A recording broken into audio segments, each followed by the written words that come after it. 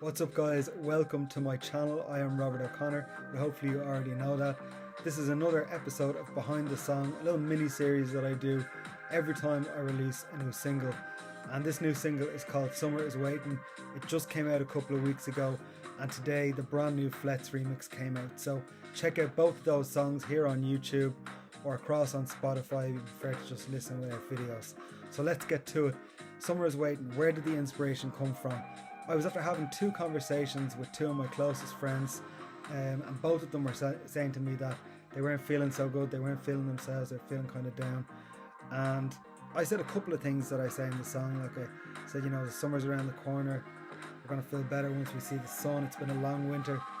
And I think, I was thinking about all these people, particularly in Ireland here, that suffer from unknowingly kind of like a winter depression, like what's the word, there's a term for it anyway, like seasonal affective disorder, that's what it is.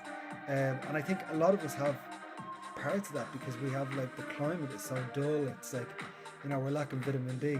But not to get too scientific, this is supposed to be like what I would say to my friends. Like, I did say a certain amount of it, but I came home and I wrote, actually I was at work and I wrote the first verse like a stream of consciousness. And then I wrote the second verse in the exact same way. So like you say you've been feeling down in the dumps, you don't feel like yourself. Like it wasn't written for the sake of rhyme, it wasn't written for the sake of structure. I literally wrote it like a stream of consciousness. And then I went to my friend Jordan Artiga, who some of you guys will know as Fletz, some of you will know him as Skynum GT, from my Transcendence collaborative EP that we released in 2020.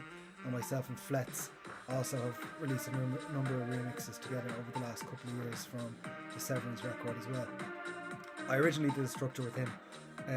I feel like Jordan is really good with making something out of nothing, so I sent him the lyric, the melody, the vibe, one track that I had heard on a chill out playlist that I felt like, oh, this like really soothing energy. It felt like therapy to me. It was like, it just had a calmness to it, and that's what I wanted. Like, I've always loved chill out music, and I love the way it makes me feel. I wake up in the morning and I've a ton of work to do, or if I'm commuting or whatever it is that I'm doing, whether I'm working at home, whether I'm working out on the site, whatever I'm doing, I put on chill out music for my journey, or while I'm doing it if I can, and it makes me feel so centered. And I wanted to just kind of do that for once with one of my songs, because the last couple of singles of Severance were just like balls to the wall, you know, it was like full on high energy. So I wanted to just take it down a notch, a little palate cleanser, and that's what this is.